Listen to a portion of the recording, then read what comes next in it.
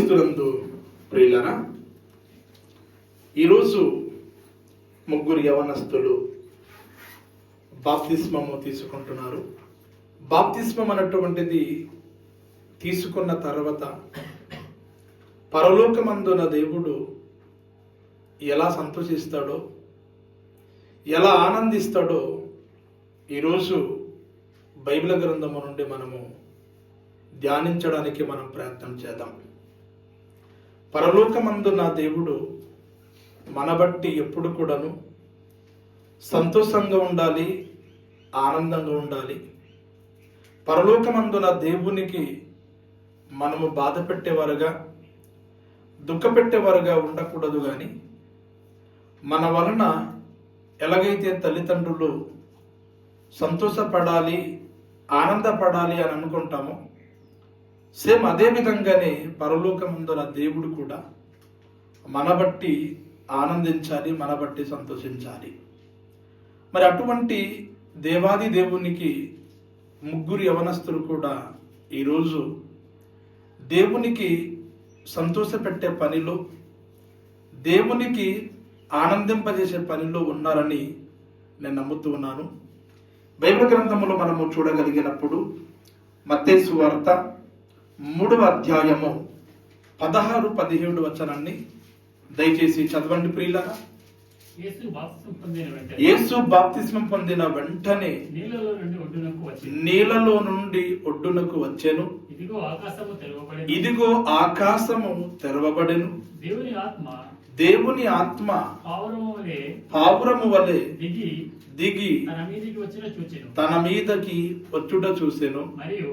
మరియు ఇదిగో ఈయనే నా ప్రియ కుమారుడు, ఈయన యందు నేను ఆనందించుచున్నానని ఒక శబ్దము ఆకాశము నుండి వచ్చెను. ప్రియమైనటువంటి దేవుని వల్లారా, ఇక్కడ మనము చూడగలిగినప్పుడు మన ప్రభును లోకరక్షకుడైనటువంటి యేసుక్రీస్తుల వారు 30వ ఏట సంవత్సరములో యేసుక్రీస్తు వారు గలిలయ నుండి వచ్చి యోర్దాను నదిలో బాప్తిస్మం ఇచ్చి యోహాను గారి చేత ఇక్కడ యేసుక్రీస్తుల వారు బాప్తిస్మం పొందినట్లుగా మనము చూస్తూ ఉన్నాం. ఎప్పుడైతే యేసుక్రీస్తుల వారు బాప్తిస్మం తీసుకొని నీళ్ళ ఒడ్డునకు ఎప్పుడైతే యేసుక్రీస్తుల వారు వచ్చారో, పిల్లల ఏం జరిగింది అని ఆలోచించినప్పుడు మొట్టమొదటిగా ఆకాశము తెరవబడింది. మొట్టమొదటిగా ఆకాశము తెరవబడింది.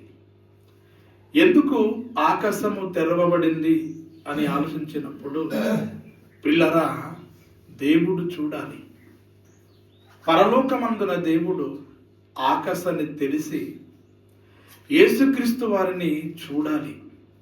అందుకే ఆకాశము తెరవబడింది అని దేవుని యొక్క లేఖనాలు సెలవిస్తూ ఉన్నాయి. గనుక ఎవరైతే రక్షణ కార్యముల్లో అడుగు పెడుతున్నారో, రక్షణార్థమై ఎవరైతే నూతనంగా బాప్తిస్మం పొందుతున్నారో, అలాంటి వారిని పరలోకమందున దేవుడు తొంగి చూస్తాడు, తొంగి చూస్తున్నాడు అని ఈ వాక్యాన్ని బట్టి ప్రియులారా మనకు అర్థమవుతుంది. రెండవదిగా ప్రియులారా, దేవుని ఆత్మ పావురము వలె ఆయన మీదకు దిగి వచ్చినట్లుగా మనం చూస్తున్నాం. దేవుని ఆత్మ అనగా పరిశుద్ధాత్మ, పవిత్రాత్మ, పరిశుద్ధాత్ముడైనటువంటి దేవుడు ప్రియులారా పావురము వలె యేసుక్రీస్తు వారి మీద వాలినట్లుగా, యేసుక్రీస్తు వారి మీద దిగినట్లుగా మనం చూస్తూ ఉన్నాం. ప్రియమైనటువంటి దేవుని వల్లారా, ఎవరైతే తండ్రి కుమార పరిశుద్ధాత్మ నామములో రక్షణార్థమై బాప్తిస్మము ఎవరైతే తీసుకుంటారో, పరిశుద్ధాత్మ దేవుడు వారి మీదకి దిగి వస్తాడు అని, పరిశుద్ధాత్మ దేవుడు వారి హృదయంలోకి ప్రవేశిస్తాడు అని, పరిశుద్ధాత్మ శక్తిని బాప్తిస్మం తీసుకుంటున్న ప్రతి వ్యక్తి కూడాను పొందుతాడు అని ఈ వాక్యాన్ని బట్టి ప్రియులరా మనకి అర్థమవుతుంది.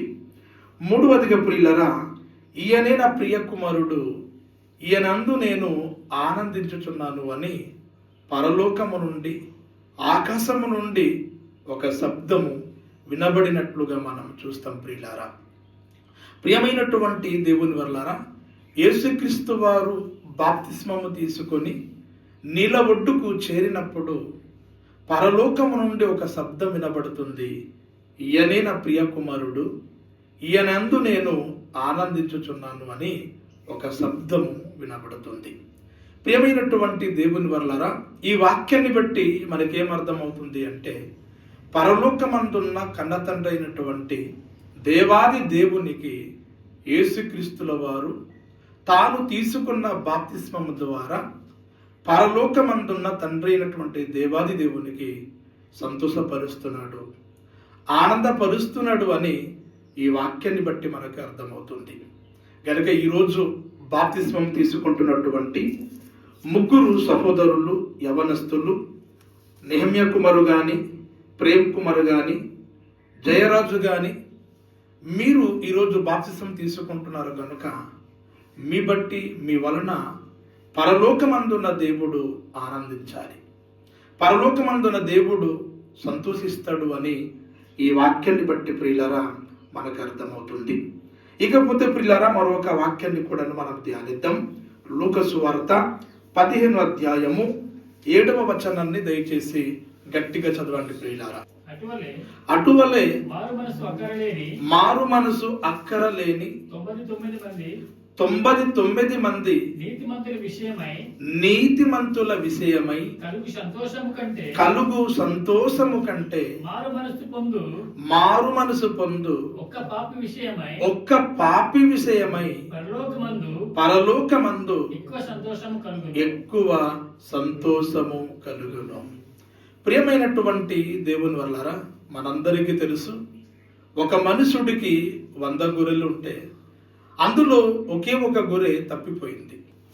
ప్రియమైనటువంటి దేవుని వల్లారా, ఈ సందర్భము మనం జాగ్రత్తగా ఆలోచించగలిగినప్పుడు మారు మనసు అక్కరలేని 99 గొర్రెలు అని చెప్పాడు.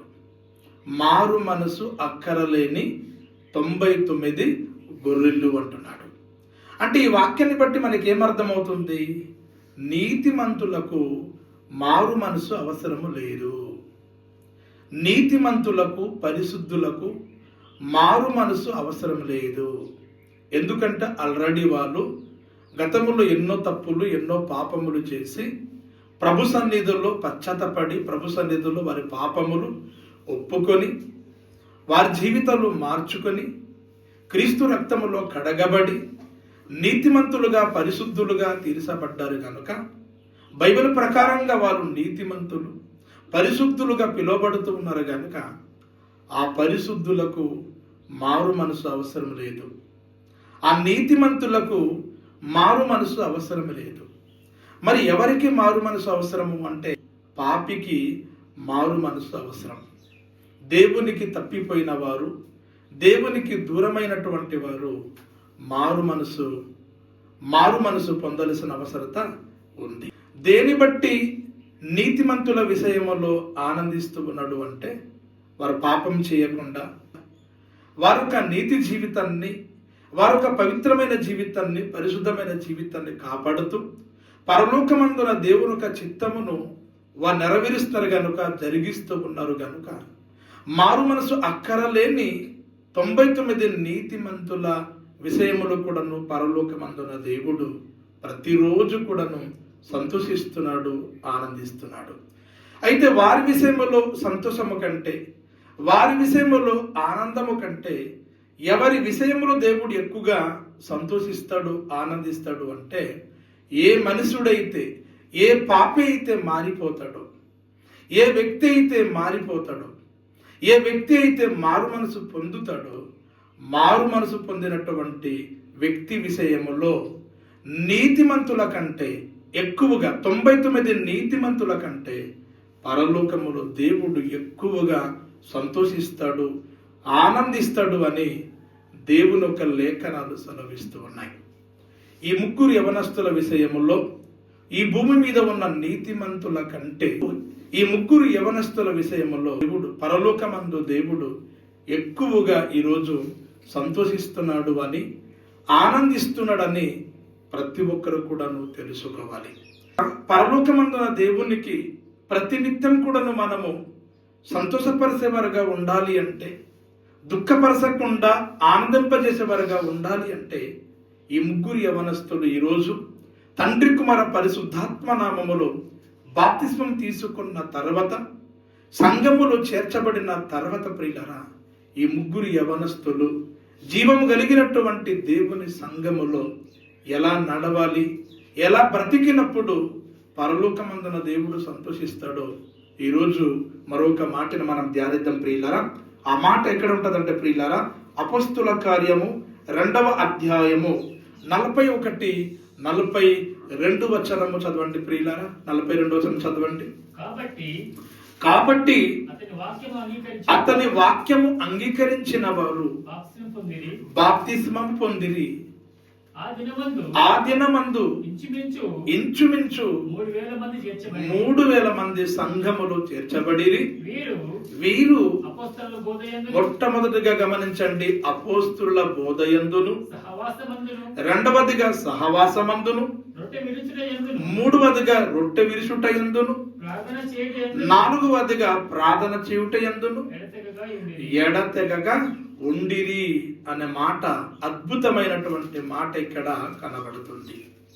ప్రారంభ శతాబ్దములో పేతురు గారి ప్రసంగముతో పెంతుకొస్తు పండగ దినమున పిల్లల సంఘముగా 3,000 మంది స్థాపించబడింది. సంఘములు చేర్చబడినటువంటి 3,000 మంది ఎలా ఉన్నారంటే అపోస్తుల బోధయందు ఉన్నారటండి. అపోస్తుల బోధయందు ఉన్నారటండి. రొట్టె విరుచుట యందు ఉన్నారటండి. సహవాసమందు ఉన్నారటండి.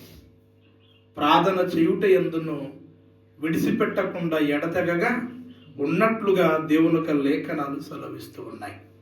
కనుక ఈరోజు తండ్రి కుమార పరిశుద్ధాత్మ నామములో మీరు బాప్తిస్మం తీసుకున్న తర్వాత మీరు సంఘానికి దూరమై, ప్రభుబలకు దూరమై, బోధకు దూరమై, సహవాసములు మీరు లేకుండా ఉన్నట్లయితే మీరు తీసుకున్న బాప్తిస్మం అది నిష్ప్రయోజనం. అది దేవునికి సంతోషపరచదు. అది మీకు ప్రయోజనకరంగా ఉండదు. అది మీకు దీవెనకరంగా, ఆశీర్వాదకరంగా ఉండదు. ఎప్పుడైతే అపోస్తల బోధ యందును, సహవాసమందును, రొట్టె విరుచుట యందును, ప్రార్థన చేయుట యందును సంఘములో మీరు విడిచిపెట్టకుండా, మీరు ఎలాగైతే మీరు ఎడతెగక ఉంటారో, విడిచిపెట్టకుండా ఉంటారో, అప్పుడు దేవుడు మీకు, మీ కుటుంబాన్ని దీవిస్తాడు. పరలోకమందున దేవుడు ఆనందిస్తాడు. మీ బట్టి పరలోకమందున దేవుడు సంతోషిస్తాడు. దేవునికి, తద్వారా దేవునికి మహిమ, దేవునికి ఘనత, మీకు ఆశీర్వాదము, మీకు దీవెనకరంగా ఉండడానికి అవకాశం ఉంటుంది.